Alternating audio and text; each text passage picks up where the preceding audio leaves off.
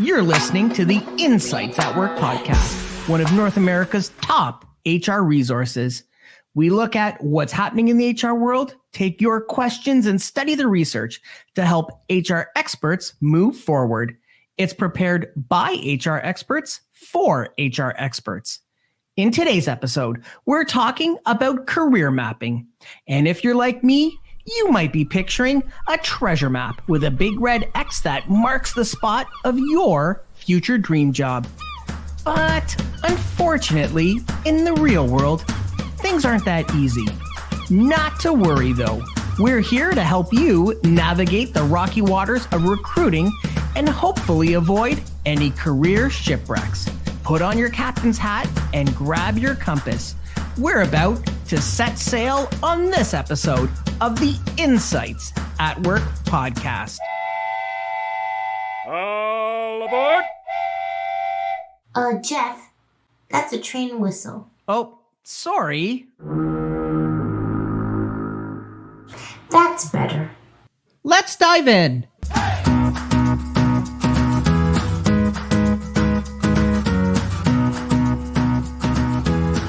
Here at the Insights at Work podcast, just like in HR, we're all about being potentiators, providing insight and helping others create even greater achievements than they might have on their own. After all, 1 + 1 = 3.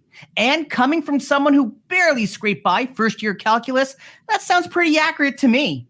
Today, I'm joined by Ginny Clarke, a fellow potentiator, former director of executive recruiting at Google, a keynote speaker, author of the book Career Mapping, Charting Your Course in the New World of Work, and host of the Fifth Dimensional Leadership podcast. In fact, I don't think this lady even sleeps. Welcome to the Insights at Work podcast, Ginny Clarke. Thank you, Jeff. Delighted to be with you.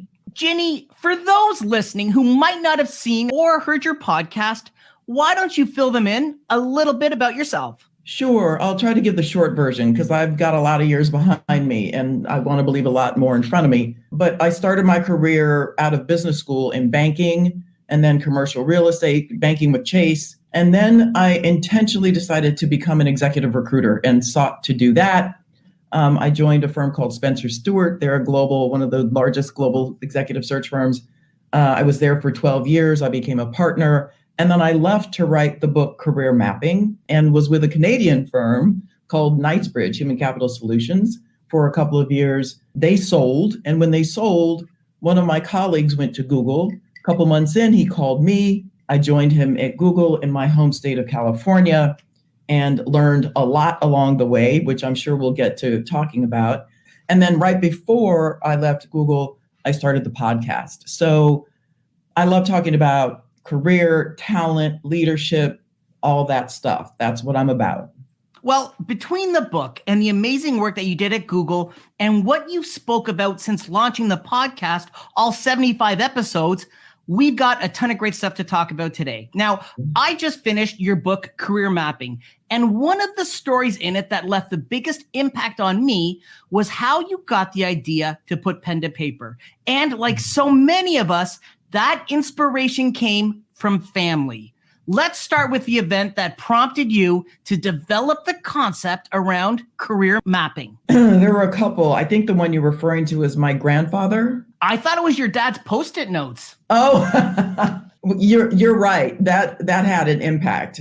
After he passed away in 1993, my mother shared a folder with me, and it had all of these assorted things in it. It had articles that had been written about me, Post-it notes from our conversations every single Sunday morning. And so that's it. My dad was an inspiration. He was just one of my guides and my coaches throughout life. And so that was part of what spawned it. The other piece, though, was that I didn't write about because I think it dawned on me after I had gotten the book published, was that my grandfather, whom I never met, this is on my mother's side, he was a grandson of a slave, walked from Georgia to Tuskegee University in Alabama to learn under George Washington Carver and Booker T. Washington.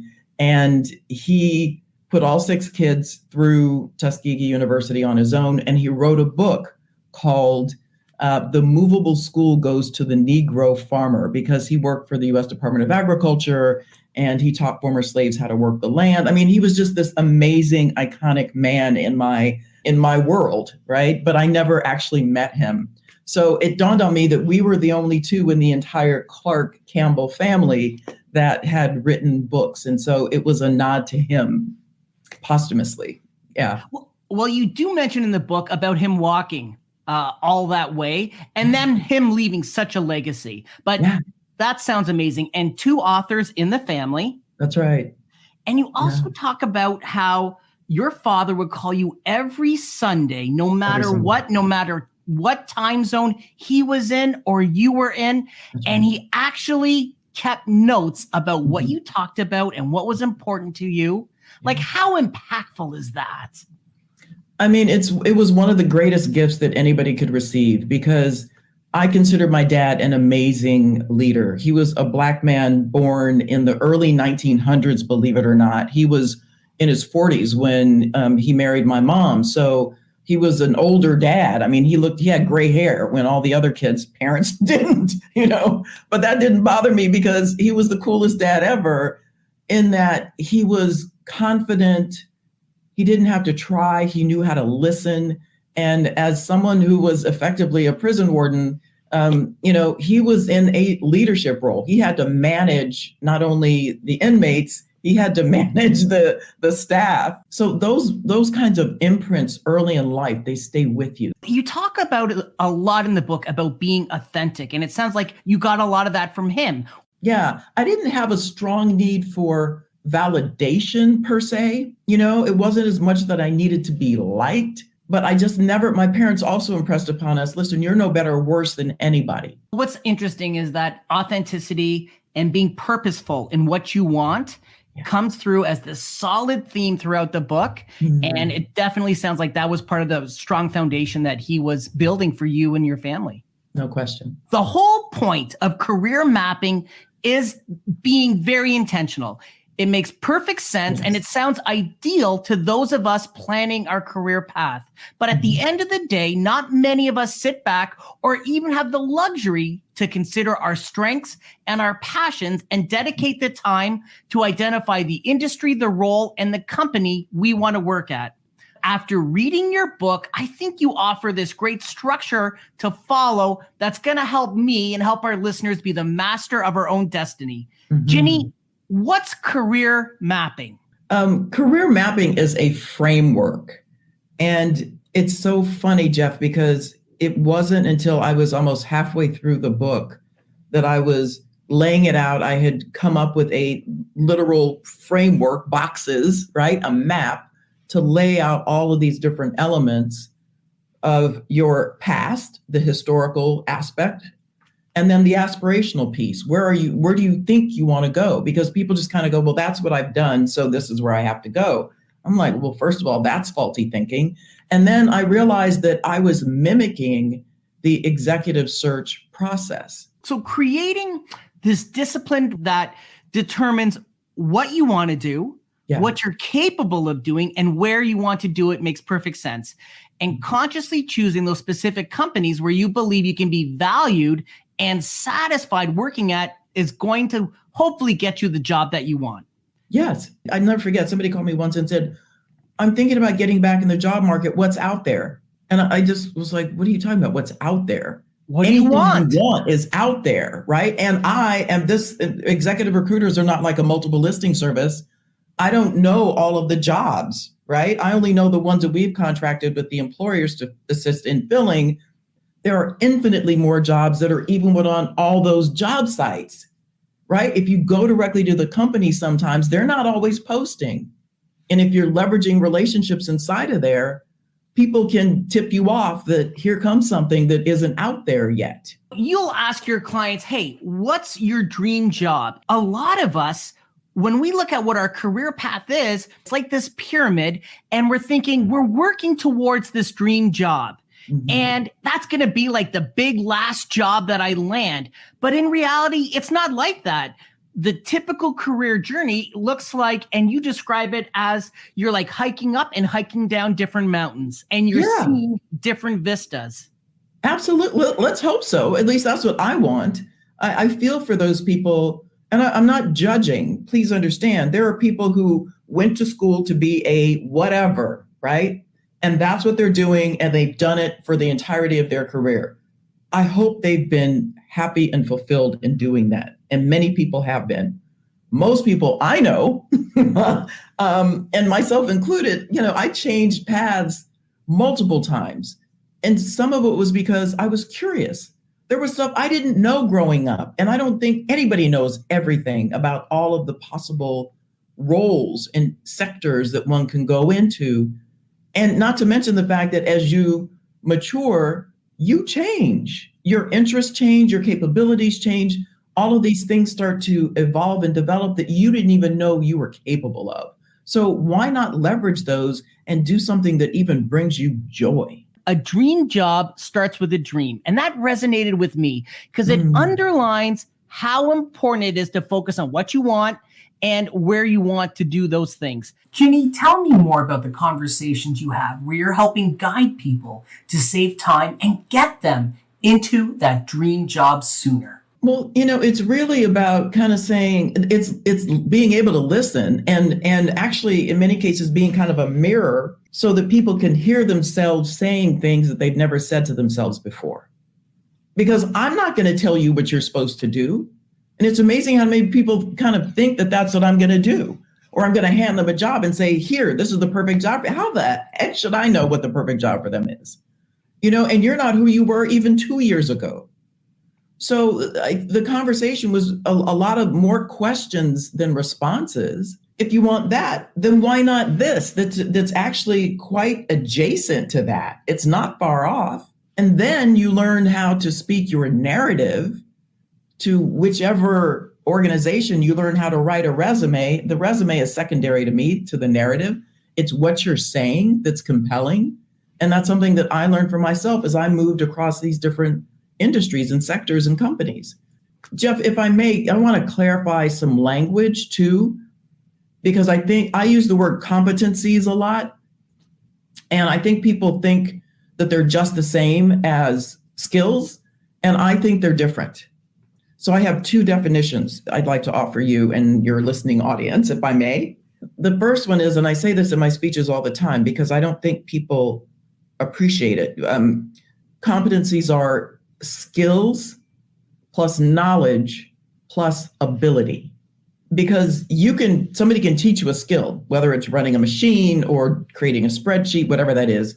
Do you have the knowledge of the system of which you're a part? Do you have the ability, mental, physical, emotional ability to actually do it and even adjust how it's done in the moment? Because I often say, and I don't know if I really was this bold in the book, but come on, I know a lot of people who have amazing pedigrees who are not necessarily competent. At least they might not be competent either functionally, or usually it's one or the other. They might have great leadership competencies, which are different from functional competencies. Another way I think of competencies is, and this is the one that I created, it's how you do something. It's the deconstructed elements of how you do something. So people say, well, I've only worked in this industry. I don't care. Tell me what you did and importantly, how you did it. Break that down for me. So you ran a team of marketers. Walk me through how you did that. How did you lead them? What inputs were you getting? What was the level of interaction? Who were you interfacing with? Who were the big decision makers? Break it down such that now I understand that you're a strategist. Take out the word marketing, and now here's all this other capability that can be applied to a completely different function. And people don't seem to think that way. They're like, well, this is what I've done, and this is what I got to do. And that's sad to me. When you have a skill set, you can move from one industry to another. You can. Yes. Yes. If you're a video maker, you just don't have to focus on videos about cats. You could focus on videos about dogs. Yeah. It's the technical aspect of how you manage that thing or that set of equipment or whatever it is that you do. Yes. So talking about the narrative, having that brand in the business world is critical. And whether we like to think of ourselves as a brand or not, at the end of the day, it's important to earn the trust of anyone we deal with. Yeah. In the world of executive recruiting, you mentioned that the brand is made up of 4 components: authenticity, reputation, image, and value. What's the most important trait that someone should focus on? Yeah, that's a hard one. I think I think it's the value, actually. And I was struggling between, if I only get one, I'm going to go with value, because I think I started to go with authenticity, but I think your value will be that much greater if you are showing up as authentic. So I'm staying with value. Well, yeah. And the value could really be authenticity, skills. Yes. Your brand wrapped into one, because you're bringing all of that to your new employer. That's right. So you've got this podcast, 75 episodes in, and it's called Fifth Dimensional Leadership. Yeah. Can you tell us a bit about it and why you decided to do it? Sure. That was not on my radar. And I used to do a lot of speaking inside of Google. Word got out that I had this book. And so I made the time to do it. I thought it was a good investment into the company that I worked for. And so we ultimately landed on the leadership discussion. And the fifth dimension, I consider myself to be deeply spiritual. I meditate regularly. I've worked with a healer for decades. And the fifth dimension, if for those who follow metaphysics and believe in some of this stuff, is where it's love-based, it's soul-based. And I just think that we need much more awareness and consciousness among our leaders. And that will change how we do business, whatever sector that we're in. I say business loosely, however we do whatever it is that we do. The 5 dimensions are: know yourself, speak your truth, inspire love, expand consciousness, and activate mastery.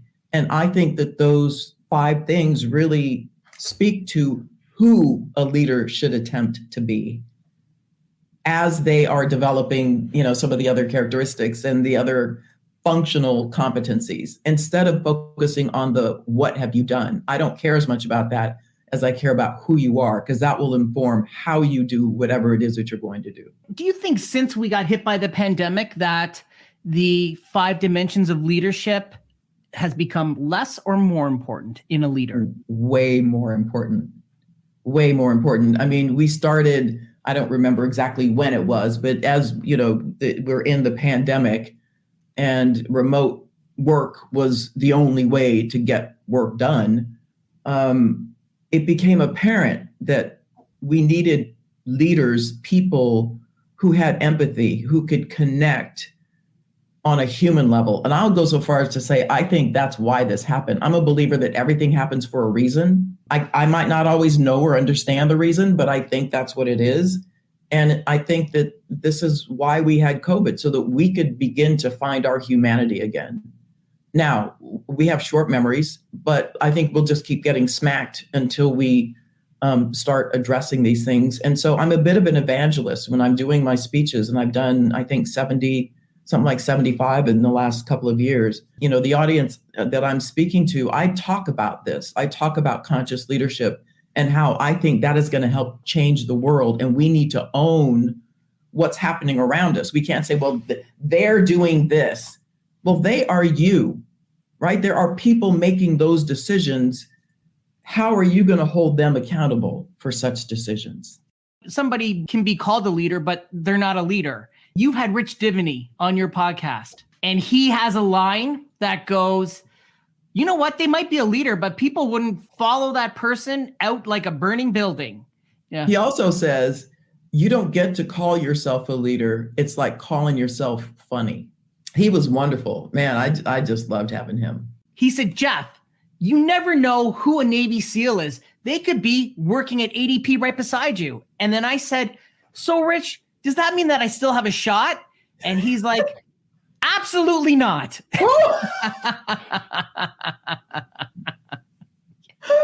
He's like, maybe in the movies. And I'm like, Rich, I doubt it's even in the movies I have a shot.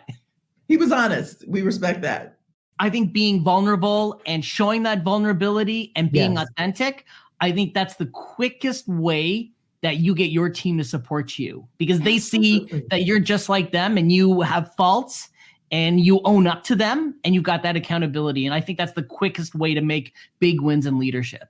No question. People, trust is waning. We've got a lot of toxic workplaces where, the young folks, we've got different generations who are looking for different kinds of treatment. And I think it's fine to expect to be treated with respect and to have leaders who care about you. That shouldn't be too much to ask. That's what I watched my father do. He was tough, but he cared. And I think we've gotten away from that and probably in the name of chasing shareholder value, which is sad. I couldn't wrap up the podcast without asking about your time at Google. Yeah. Google is often perceived from the outside as having a great culture that is progressive in many ways, both in terms of employee benefits and DE&I. Now, you've been under the hood of Google. Can you share some insights with us about the positives and the challenges around Google's culture? Yeah.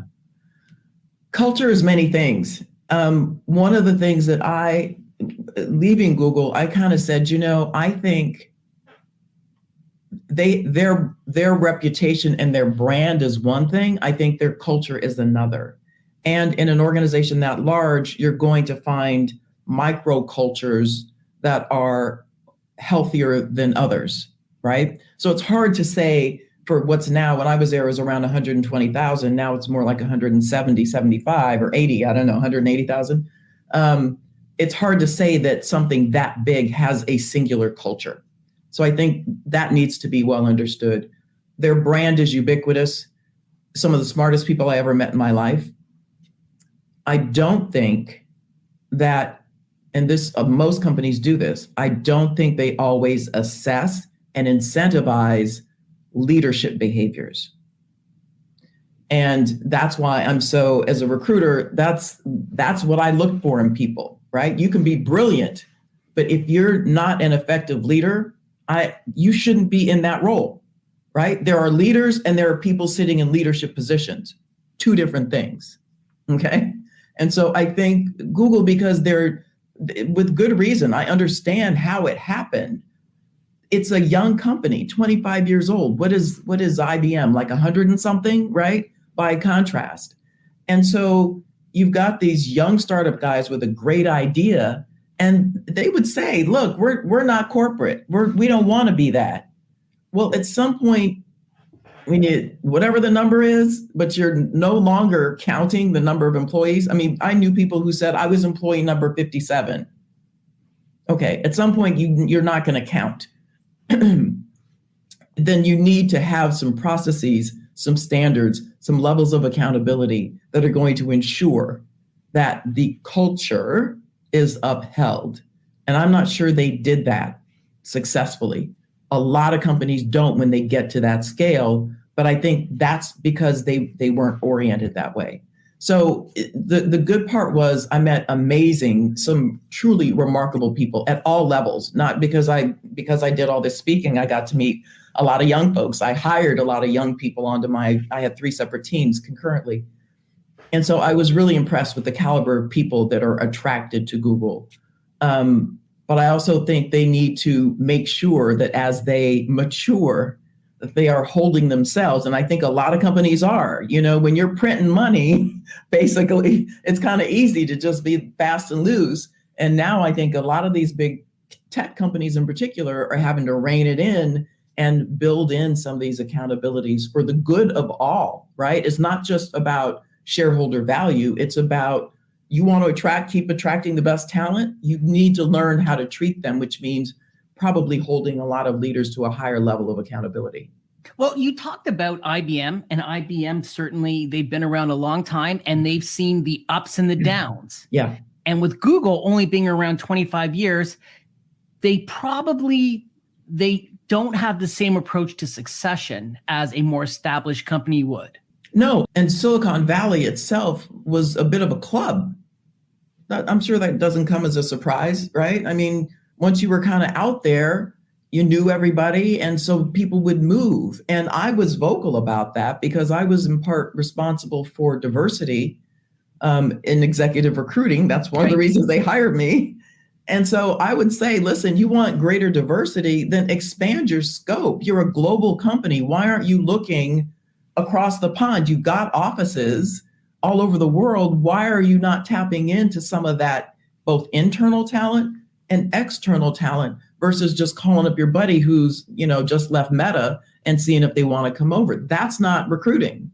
And that's not finding the best person at the right time for the role based on the business need. And getting a different cultural perspective. Big time. That's what, and that's what, you end up with this, this exclusive, homogeneous mindset that can be detrimental. I think it's proven to be in a lot of organizations over the years, not just businesses, but all sectors. So I love talking about Google, and I love talking about the methodology and the purposefulness behind mapping one's career. Is there anything impactful that we haven't covered today that you'd like to highlight, Ginny? I just think part of what I said before, which is we need, and the reason I created these 5 dimensions once again, is because I think we need this other element to balance us out as individuals inside of our companies. And I think we're often looking for someone or something to happen outside of our own being to make it change, whether it's in our society and looking at government, whether it's inside the company and looking to leadership. We can speak up and say something when we don't agree, when we think that there's hypocrisy or inconsistencies in what the company's values say they are and how someone's showing up. You don't wait for someone to be anointed and come in and change it. You change it. Well, great way to wrap up the Insights at Work podcast. But before I let you go, we do this with every guest. We ask them for a list of favorites and firsts. Are you ready, Ginny Clarke? Yeah. Ginny Clarke, what was your first job? I was a bag girl in a Market Basket, a Kroger company. Bag groceries. Yes. That is very common amongst our guests. Is it really? It is. I had no idea. What was your first concert? I remember this. I was 16 and it was Diana Ross at the Hollywood Bowl. Wow. Yeah. And the Commodores were her opening act, and they had lost their luggage, so they performed in jeans. What was your favorite concert? Oh, I'm not an enormous concert goer, but let me think. This is going to sound it was at a small venue called Park Hyatt, or rather Park West here in Chicago. And it was a singer, a sort of a folk singer from the 80s named Phoebe Snow. That was my favorite. Cool. Yeah. What was your first car? Volkswagen Beetle Bug. And it was a automatic stick. It was weird. So you shifted gears, but it didn't have a clutch. Go figure. Yeah. A Volkswagen Beetle was my first car too. A baby blue 1973 Volkswagen Beetle. I love it. Ginny, what's your favorite piece of advice that you give to a young professional just starting out? I give them the advice that my father gave me, which is tell people what you want, which means that you need to know.